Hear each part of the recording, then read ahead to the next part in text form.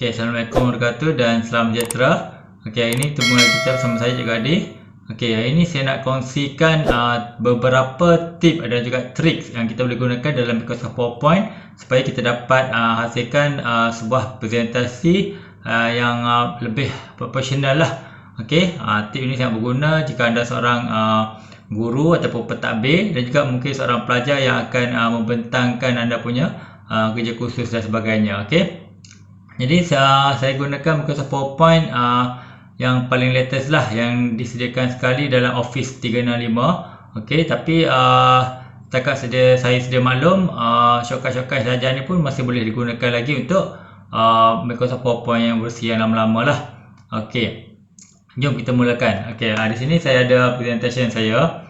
Okey, first kali trik yang saya nak ajar adalah macam mana kita nak nak buka dia punya slideshow. Biasanya kita akan tekan gambar ikon macam TV kat bawah ni kan, slideshow ni kan. Okey, hari ni kita nak guna shortcut pada keyboard saja. Okey, shortcutnya adalah tekan ke kunci F5 pada keyboard. Okey, dia akan terus buka kita punya slideshow, paparkan kita punya slideshow tanpa perlu tekan guna mouse dekat ikon slideshow tadilah. Okey, itu yang pertama. Okey, untuk open kita punya slideshow, untuk buka kita punya slideshow, tekan ke kunci F5 ya. Okey, yang kedua adalah kita nak, contohnya bila kita buat presentation tu, tiba-tiba kita nak buka satu page kosong, blank page. Okey, contoh kita nak tutup kita punya slideshow, nak paparkan page warna hitam contohnya. Okey, senang saja, kita tekan ke kunci B.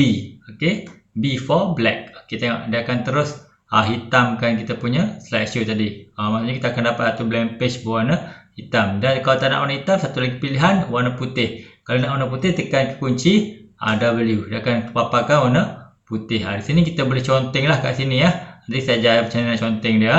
Kita dulu saya nak terangkan tadi adalah macam mana kita nak hasilkan blank page berwarna putih ataupun berwarna hitam. Ingat, B for black. Tekan kunci B saja tanpa ada apa-apa tambahan.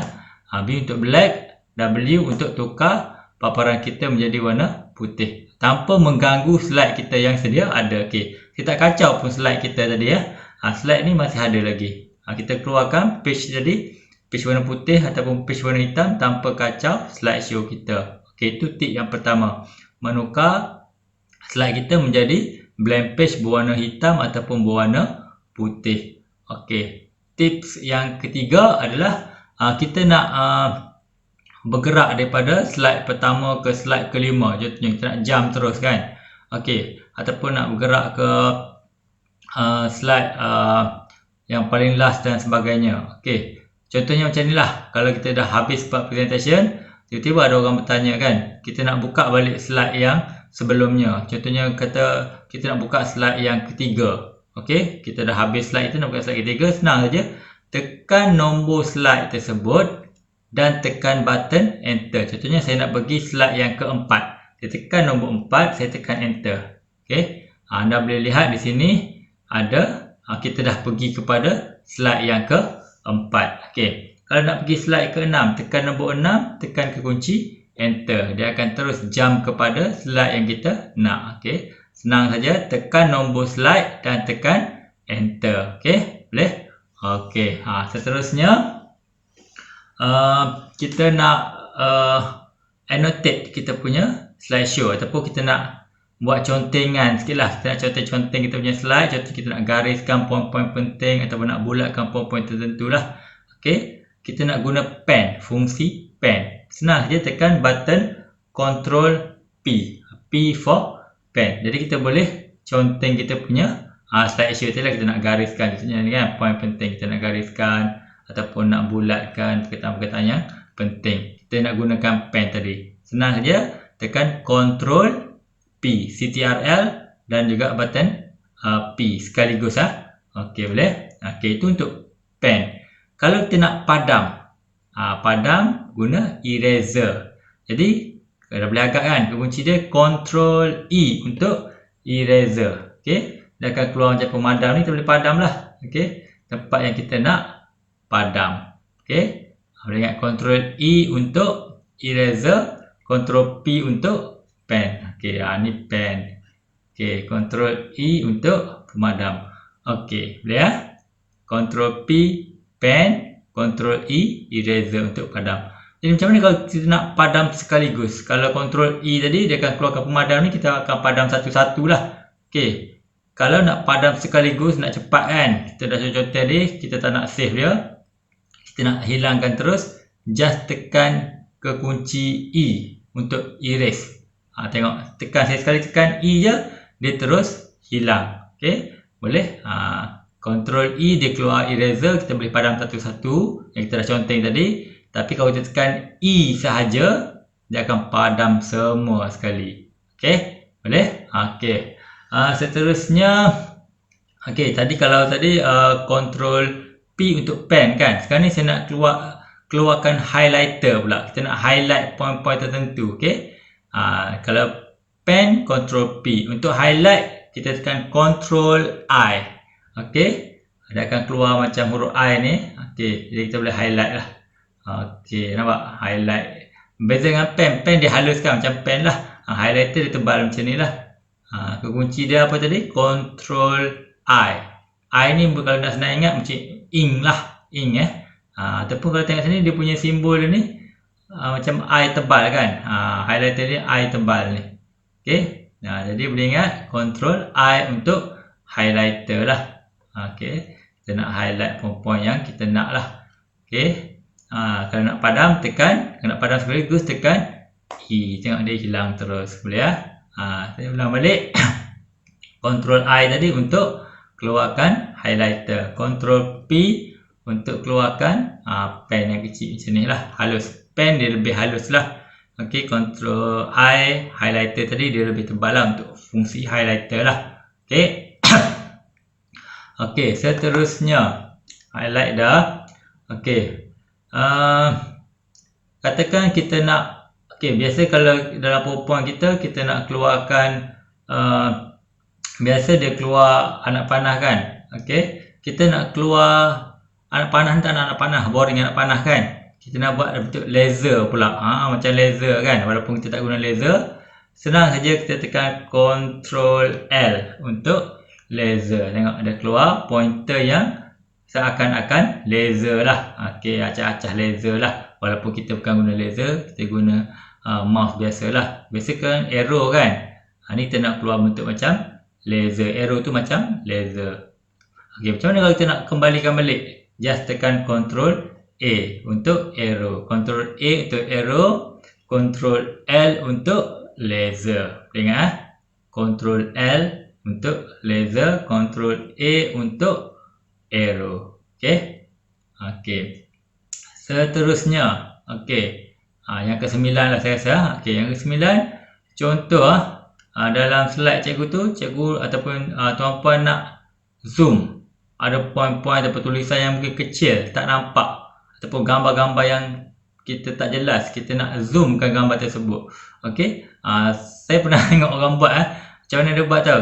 Dia pergi zoom dekat projector. Okey, ini jadi masalah kalau kita cuba nak zoom kat projector. Tiba-tiba kita buat tu, tiba-tiba projector tu problem. Letih kita nak betulkan balik projector dan sebagainya. Okey. Paling mudah kita zoom dekat slideshow kita saja. Senang saja kekuncinya, tekan kekunci tambah, simbol tambah dekat keyboard kita. Tekan, tengok dia akan zoom in. Okey, dia akan besarkan. Okey. Kemudian kita boleh guna mouse kita untuk tarik dekat mana kita nak tengok tempat yang dah di zoom tadi ya. Kita boleh pergi kat mana kita nak. Okey. Tekan simbol tambah, kunci tambah. Okey, keyboard tambah lah. Okey.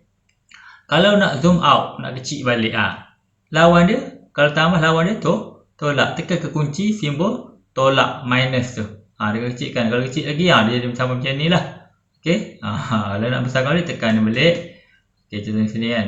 Okey, saya nak besarkan gambar ni, tekan saya nak besarkan nukleus ni, tekan simbol tambah. Okey, kita tarik.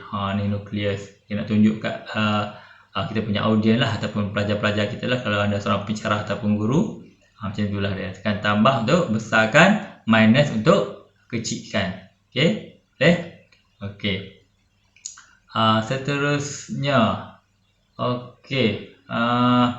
Kalau tadi kita biasa guna mouse ni kan, dia keluar anak panah tu kan. Okay, contohnya lah, kita tak nak keluar mouse ni, tak nak mengganggu mouse ni. Kita just nak tekan kita punya keyboard dan slide tu bergerak aja. Okey.